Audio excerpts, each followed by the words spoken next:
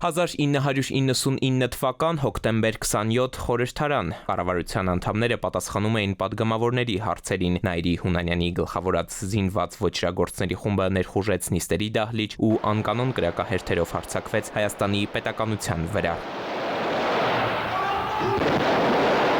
Հանրապետության դեմ ուղղված ահաբեկչության գործով վճիռ կայացնելու համար դատարանից շուրջ 3 տարի պահանջվեց։ Պետության առաջին դեմքերին գնդակահարած ահաբեկիչներից Նաիրի Հունանյանը, նրա եղբայրը Կարեն Հունանյանը, ընկերը բժիշկ Էդիկ Գրիգորյանը եւ քեռին Վռամ Գալստյանը, մյուսներից Դերենիկ Բեջանյանն ու Աշոտ Կնյազյանը դատապարտվեցին ՑՄԱ, Համլետ Ստեփանյանը 14 տարի ազատազրկման։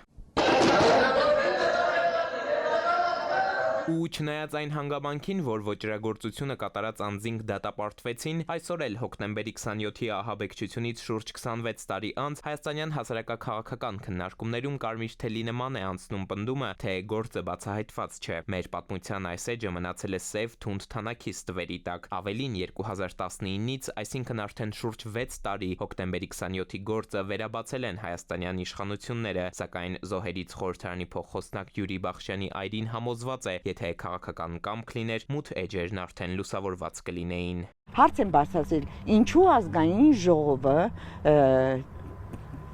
անվտանգության հանձնաժողովը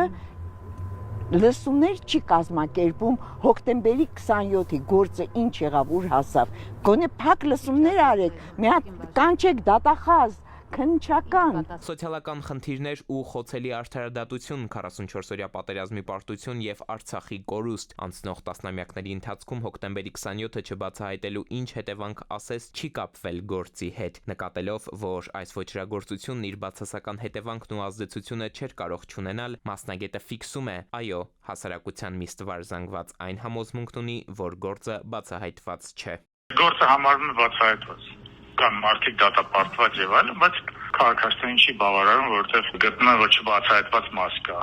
Կա նաեւ առանձնացված մաս, բոլորս գիտենք։ Սկզբունքն իրավաբանները որ նայես գործը բացահայտված է, մեղավորները բացահայտված են, պաշտված են։ Հասարակության մի ստվարատված կարծում է, որ ի վերջո